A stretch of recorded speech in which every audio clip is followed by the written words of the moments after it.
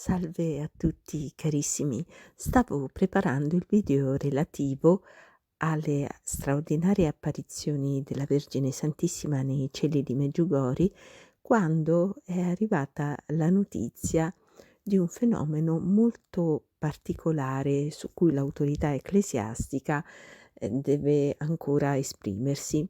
Si tratta di quanto accaduto ad una statuina raffigurante San Michele Arcangelo. Questa statuina si trova, in una casa privata, di una donna del Colorado. Il 23 febbraio, si badi bene alla data, il 23 febbraio questa statuina ha incominciato a sanguinare, come potete vedere, nell'immagine. Ed è un sanguinamento che, ha interessato la fronte e poi è, proseguito sulle guance, sul naso, sul mento e, l'occhio è stato risparmiato, da questo sanguinamento ed è un fenomeno in realtà molto strano, perché il sangue è andato un po', parte da una metà del viso, ma non ha interessato l'occhio. Il sanguinamento è iniziato il 23 febbraio, che è la data della vigilia dell'inizio della guerra tra Russia e Ucraina, che come sappiamo tutti, credo, è iniziata purtroppo il 24 febbraio di quest'anno. Questa statuina di San Michele Arcangelo, che è alta all'incirca 30 pollici, ha sanguinato per ben una settimana, quindi dal 23 febbraio fino ai primi di marzo, e il sangue ha iniziato improvvisamente a smettere di gocciolare quando ha raggiunto la testa del demonio che si trova ai piedi di San Michele Arcangelo, come se, avesse raggiunto in qualche modo lo scopo di annientare il demonio, per cui il sangue si fosse fermato. Lo ricordiamo che San Michele Arcangelo è il santo protettore della città di Kiev, infatti in una collina vicinissima alla città si trova anche un magnifico santuario dedicato a San Michele Arcangelo, e questo sanguinamento è avvenuto proprio alla vigilia della guerra tra Russia e Ucraina, che ha interessato proprio San Michele Arcangelo, che è il patrono della città di Kiev, capitale dell'Ucraina. È un fenomeno molto, molto, curioso, particolare, è una coincidenza che sicuramente, insomma, non sembra avvenuta per caso. Le autorità ecclesiastiche di Denver hanno, sequestrato la statuina per sottoporla ad una serie di accertamenti per verificare la veridicità, l'autenticità del fenomeno. Bene, e adesso, fatta questa premessa improvvisa, parliamo di, quanto, avevo programmato insomma di, affrontare, di parlare insomma in questo video. Straordinarie apparizioni della Madonna nei cieli di Meggiugori.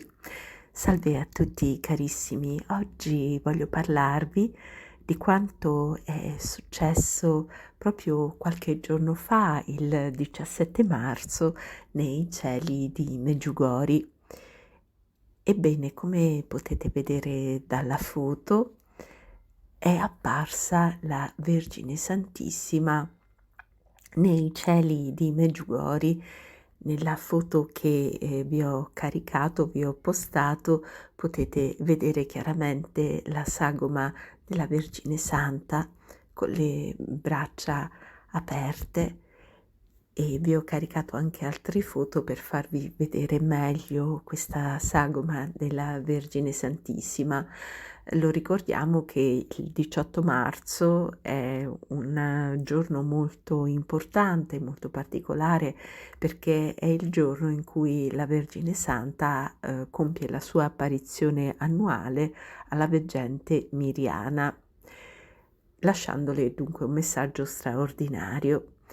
Nelle immagini che seguono potete vedere altre apparizioni straordinarie della Vergine Santa nei cieli di Meggiugori.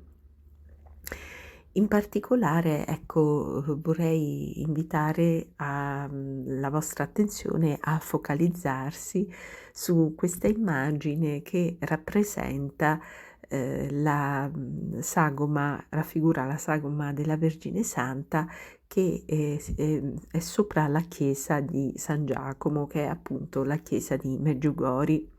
Invece nell'immagine successiva potete sempre vedere una sagoma luminosa che è indicativamente riconducibile sicuramente, insomma, alla Mamma Celeste. Voglio qui ricordarvi il messaggio che la Vergine Santa ha lasciato a Maria di Meggiugori il 25 febbraio del 2022, perché in questo messaggio la Madonna praticamente ci ha detto cosa fare per ottenere le grazie che ci occorrono, che ci sono più urgenti, e sicuramente la grazia che ci occorre più di tutte è quella della pace. Ma c'è anche detto che cos'è che impedisce a noi di ottenere le grazie tanto desiderate. Ecco cosa ha detto la Vergine Santissima. Cari figli, sono con voi e preghiamo insieme. Figlioli, aiutatemi con la preghiera affinché Satana non prevalga. Il suo potere di morte, odio e paura ha visitato la terra. Perciò, figlioli, ritornate a Dio, alla preghiera, al digiuno e alla rinuncia per tutti coloro che sono calpestati, poveri e non hanno voce in questo mondo senza Dio. Ecco, adesso incomincia la parte molto interessante e direi proprio il fulcro di questo messaggio. La Madonna ha aggiunto: figlioli, se non ritornate a Dio e ai suoi comandamenti, non avete futuro. Perciò ha mandato me a voi per guidarvi. Grazie per aver risposto alla mia chiamata. Quindi la Madonna ha detto chiaramente che se noi non ritorniamo ai comandamenti che Dio ci ha insegnato, noi non avremo un futuro. Riguardo proprio a questa necessità di ritornare ai comandamenti di Dio affinché Dio possa intervenire, se noi lo chiamiamo, nelle nostre vite per darci tutte le grazie di cui abbiamo bisogno, la veggente Visca ha affermato: molte persone affermano di voler fare la volontà di Dio, ma in realtà quando devono fare una scelta decidono ciò che preferiscono, ciò che procura loro più piacere. Non è possibile fare qualche volta la volontà di Dio e per il resto seguire i propri sentimenti. Molti dicono: Signore, mostrami il cammino, ma nel profondo loro cuore non hanno ancora preso la ferma decisione di mettere Dio al primo posto. Continuano a fare tira e molla con Lui e dunque di angoscia e non riescono a trovare pace. E poi praticamente ecco Visca ha aggiunto: dopo poco si trovano ad un punto morto e sono in una grande sofferenza. Allora gridano a Dio: Signore, perché hai permesso che mi accadesse questo? Disgraziatamente queste persone si sono create i problemi con il misericordioso. Quando lo segui, lui fa tutto per te. quando inizi con la ferma intenzione di realizzare i piani di Dio per la tua vita, allora Dio vede la tua buona volontà e ti dona ogni cosa. Dio è sempre pronto a dare e se hai lasciato il giusto cammino è sempre pronto ad accoglierti nelle sue braccia e a consolarti. Ma tutto il tempo passato nel seguire la strada sbagliata è tutto tempo perso. Non hai tempo da perdere. Quello che bisogna fare è di chiedergli quello di cui si ha bisogno e poi aprirsi per ricevere le grazie di Dio. Le persone non chiedono nulla a Dio. In tutti i cuori c'è Dio. Tutti sanno in un certo qual modo che Dio esiste, ma alcuni evitano di pensarci e rifiutano, sì, sicuramente rifiutano di ammetterlo. Bisogna guardare alla volontà di Dio innanzitutto per gustare la pace del cuore e la sicurezza interiore. Quando c'è la paura nel tuo cuore non puoi sentirti bene. Se non sei in armonia con te stesso non ti puoi fidare dei tuoi sentimenti. Cerca prima di essere felice con te stesso e di amarti. Quando qualcosa viene da Dio provi una grande gioia, una grande pace e una grande armonia. Quando invece provi paura, confusione o angoscia, questo viene dal nemico. Se è volontà di Dio, ci saranno dei problemi, sì, ma Lui ti spianerà il cammino.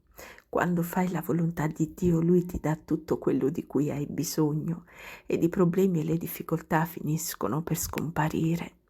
Bisogna farlo tappa dopo tappa e non aspettarsi troppo. E questo non si può fare in un giorno. Generalmente il primo passo è il più difficile. Bisogna iniziare lentamente per comprendere ed ascoltare la volontà di Dio. Giorno dopo giorno impara ad ascoltare la volontà di Dio. Ti accorgerai che le grazie di Dio lavorano per te. Riceverai le grazie di Dio quando farai la sua volontà. Delle volte Dio vuole metterci alla prova per vedere se vogliamo veramente seguire la sua volontà. Dio vuole che tu scelga. Talvolta ti dibatti tra ciò che ti attira e altre possibilità.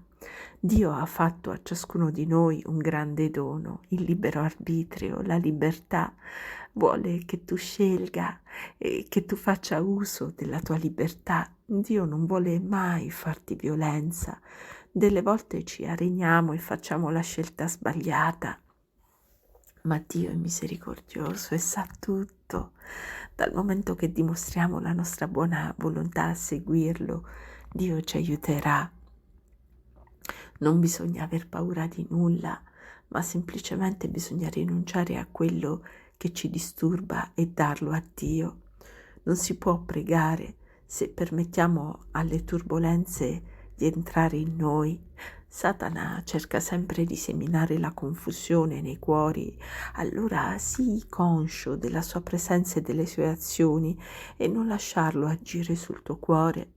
Lui vuole seminare in noi l'inquietudine e la paura e ti disturberà in molti modi, ma tutto questo dallo semplicemente a Dio e accetta la sua pace. La gente non realizza quanto Lui ci voglia dare e quanto ci ami. Non hai nessun motivo di temere. Non decidi un viaggio per fare un piacere ai tuoi amici. Devi seguire ciò che ti dice il cuore nella preghiera ed attenerti a questo. Devi essere forte. L'importante è andare avanti nella pace e come Dio ti suggerisce nel cuore.